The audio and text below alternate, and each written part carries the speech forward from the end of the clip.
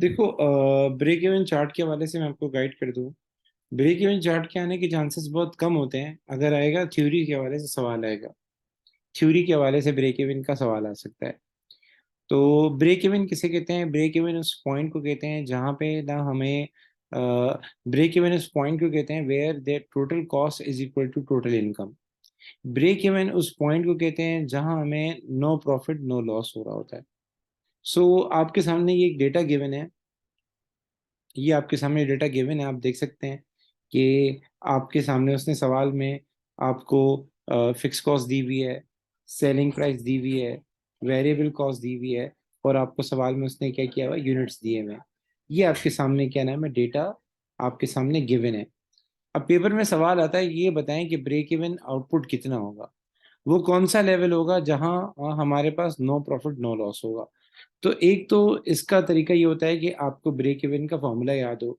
So break even हम direct फॉर्मूले से भी निकाल सकते हैं। सो ब्रेक इवन का अगर मैं फॉर्मूला लगाता हूँ, सो वो हमारे पास हो जाएगा, break even is equal to,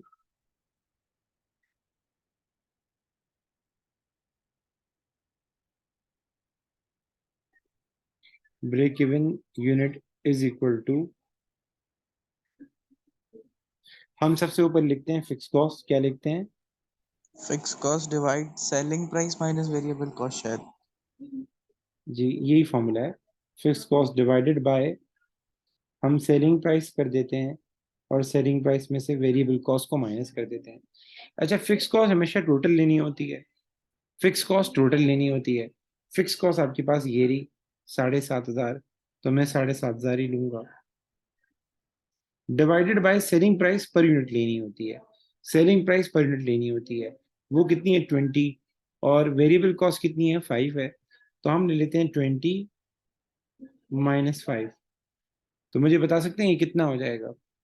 ये हो जाएगा 7,500 डिवाइडेड बाय, ये हो जाएगा हमारे पास 15, और हमारे पास जो आंसर आएगा बता सकते हैं कितना आएगा? सर ये 500। सो हमारे पास 500 यूनिट आंसर आ जाएगा कि अगर हम 500 यूनिट बेचेंगे, तो 500 यूनिट बेचने पर क्या होगा, हमारे पास नो प्रॉफिट नो लॉस होगा। 500 यूनिट बेचेंगे तब जाके क्या नाम है, हमारे पास ब्रेक इवन पॉइंट आएगा। ठीक है, नो प्रॉफिट नो लॉस होगा। यहाँ तक मेरे साथ है? यहाँ तक कोई सवाल? No sir. अब पेपर में एक सवाल आता है, वो कहता है कि आप ब्रेक इवन चार्ट बनाएं, ब्रेक इवन चार्ट बनाएं। तो ब्रेक इवन जब चार्ट बनाना होता है तो उसने आपको सवाल में ये लाइन दी हुई होगी, ये वाई एक्सिस है, ये आपके पास एक्स एक्सिस है। वाई एक्सिस पे हम पैसे लिखते हैं, एक्स एक्सिस पे हम क्या करते हैं, यूनिट लिखते हैं। तो ये लाइन पेपर में आपके सामने बनी हुई होगी, ठीक है। आपको लेबलिंग करनी होगी, वैल्यूज लिखनी होगी। अब ब्रेक इवन चार्ट कैसे बनाते हैं? ब्रेक इवन चार्ट के लिए आपको तीन चीजें चाहिए होती हैं। ब्रेक इवन चार्ट जब भी बनाना होगा आपको तीन चीजें लाजमी चाहिए होंगी।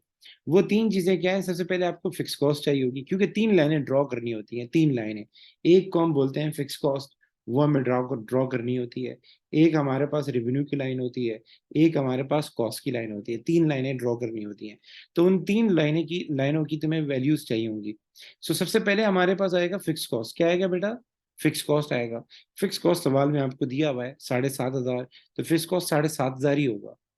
ठीक है, अभी जो हम यूनिट इसमें प्रोड्यूस कर रहे हैं वो 700 है, तो चाहे 0 यूनिट हो चाहे 700 यूनिट हो, फिक्स कॉस्ट 7,500 ही रहेगी। ठीक है, आपने फिक्स कॉस्ट नोट कर ली। ठीक, उसके बाद दूसरी चीज हमें चाहिए होती है रेवेन्यू, चाहिए होता है रेवेन्यू। एक होती है सेलिंग प्राइस पर यूनिट, और एक होती है total sales, total revenue. Total revenue का मतलब क्या होता है? जो मेरी सेलिंग प्राइस है और जितने यूनिट में बना रहा हूँ, उन दोनों को मैं मल्टीप्लाई कर लूँ। सो अगर आप 20 को मल्टीप्लाई कर देंगे 700 के साथ, तो ये आ जाएगा आपके पास कितना? ये आ जाएगा 20 × 700। 20 is the selling price, 700 is the units, ये हो जाएगा 14,000। ये हमारे पास आ जाएगा रेवेन्यू। मेरे साथ हैं? मेरी बात समझ में आ रही है आपको? Yes sir. उसके बाद हमें तीन चीजें चाहिए होती हैं, फिक्स कॉस्ट, रेवेन्यू और टोटल कॉस्ट चाहिए होती है। टोटल कॉस्ट जो होती है हमारे पास, वो बराबर होती है fix cost plus total variable cost के। ये टोटल कॉस्ट है। Total cost is the sum of fix cost plus total variable cost. Fix cost तो आपके पास पता है, वो कितनी है, 7,500 है। और ये टोटल वेरिएबल कॉस्ट है, 1 यूनिट की नहीं, 700 यूनिट की। वो आपको बता देगा हम कितने यूनिट बना रहे हैं, 700 यूनिट बना रहे हैं। तो आपने क्या करना है, वेरिएबल कॉस्ट फाइंड करनी है। तो आप 700 को मल्टीप्लाई कर दें 5 के साथ, यू विल गेट 3,500। तो 7,500 प्लस 3,500, ये हो जाएगा 11,000। 11,000 इज द टोटल कॉस्ट। ये तीन चीजें हमारे पास आ गई। हमें ये तीन चीजें लाजमी चाहिए होती हैं जब भी हमें ब्रेक इवन चार्ट बनाना होता है। ठीक, यहां तक मेरे साथ है। Yes sir. तो आप देख लें, 7,500, 14,000, 11,000, ये हमारे पास पैसे हैं। और यूनिट हम बना रहे हैं 700, टोटल यूनिट 700 बन रहे हैं। सो जब हमें लेबलिंग करनी होती है तो इस तरफ हम लिखते हैं डॉलर, पैसे लिखते हैं। तो 14,000 इज द लास्ट वन। ठीक है, 14,000 इज द लास्ट वन। आप देख सकते हैं ये लास्ट वन हमारे पास फाइनल फिगर है। तो मैंने यही किया है, मैं 2,000 से मैंने स्टार्ट किया है, 14,000 तक गया हूँ। ये इक्वल स्पेसिंग करनी होती है, इसीलिए मैंने 2,000 से स्टार्ट किया है। अगर आप 1,000 से स्टार्ट करेंगे तो 1,000 आएगा, देन 2,000 आएगा, देन 3,000 आएगा, देन 4,000 आएगा। अगर आप 3,000 से स्टार्ट कर रहे हैं तो 3,000 आएगा, देन 6,000 आएगा, देन 9,000 आएगा, देन 12,000 आएगा, देन 15,000 आएगा। इस तरीके से आपने सीरीज वाइज काम करना होता है। तो मैंने 2,000 से स्टार्ट किया है और 14,000 इज द लास्ट वन। इसी तरीके से हम 700 यूनिट बना रहे हैं, तो मैंने 100 की पार्टीशन की है यहाँ पे। 100 यूनिट से स्टार्ट किया है और 700 यूनिट तक गया हूँ। ठीक, अब आते हैं लाइन ड्रॉ करने के वाले से। सबसे पहले हम लाइन ड्रॉ करेंगे किसकी, फिक्स कॉस्ट की लाइन ड्रॉ करेंगे। तो फिक्स कॉस्ट आप सबको पता है कि फिक्स कॉस्ट कितनी है, 7,500 है। ये देख सकते हैं। सो आपने यहाँ पर क्या करना है, 7,500 को देख लेना है। तो ये 6,000 है, ये 8,000 है। इन दोनों के बीच में क्या आ रहा होगा, इन दोनों के बीच में आ रहा होगा 7,000। और थोड़ा सा अगर ऊपर जाएंगे तो क्या आ जाएगा आपके पास, 7,500 आ जाएगा। तो आप टिक लगा लें 7,500 के लिए, मैंने एक टिक लगा दिया। ठीक है, अच्छा जी। और हमारे पास 700 यूनिट ये रहे, ये 700 यूनिट है। तो इस लाइन में आप देख लें कि ये लाइन आपके पास यहाँ कहाँ टच कर रही है। आप वहां पे क्या कर लें, एक छोटा सा टिक लगा लें। तो मैंने टिक लगा लिया। तो यहां से लेके यहां तक मैं एक लाइन ड्रॉ कर लेता हूँ फिक्स कॉस्ट की। ठीक है, ये मैंने फिक्स कॉस्ट की लाइन ड्रॉ कर ली। मैं लेवल कर लेता हूँ, इसके आगे लिख देता हूँ फिक्स कॉस्ट। यहां तक मेरे साथ है। जी सर। ये मैंने फिक्स कॉस्ट लिख दिया। उसके बाद अगला स्टेप होता है, फिक्स कॉस्ट के बाद हमारे पास रेवेन्यू की लाइन ड्रॉ करनी होती है। तो रेवेन्यू हमारे पास कितना है, 14,000 है।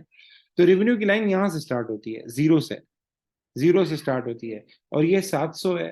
तो 700 में आप जाके देख लें कि 700 और 14,000 कहाँ इंटरसेक्ट हो रहा है, इस जगह पे इंटरसेक्ट हो रहा है।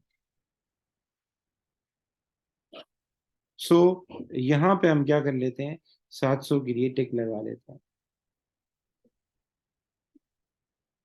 ठीक है, ये मैं निशान लगा रहा हूँ 700 के लिए।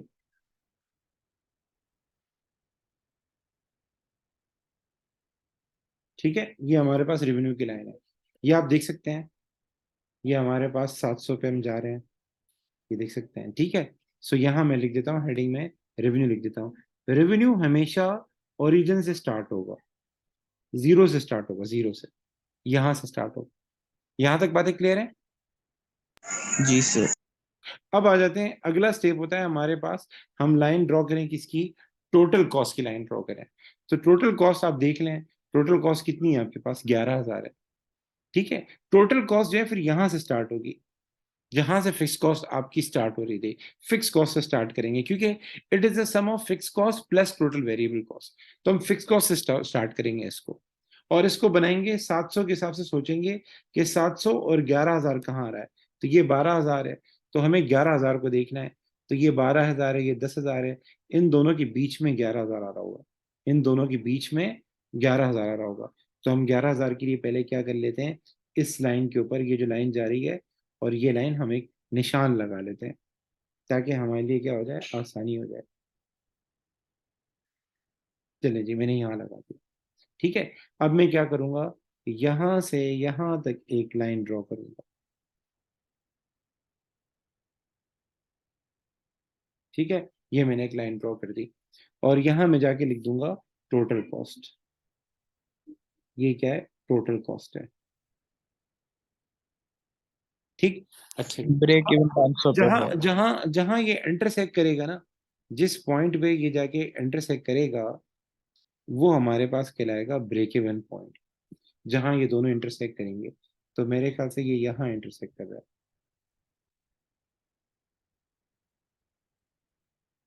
इस जगह इसने इंटरसेक्ट किया है। ये हमारे पास कहलाएगा ब्रेक इवन पॉइंट कहलाएगा। क्या कहलाएगा? ब्रेक इवन पॉइंट कहलाएगा। मैं यहाँ लिख देता हूँ, ये ब्रेक इवन पॉइंट है हमारे पास।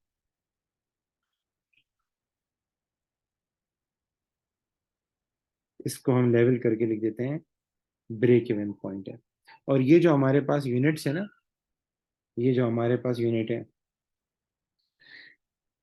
ये हमारे पास कहलाते हैं ब्रेक इवन यूनिट्स कहलाते हैं।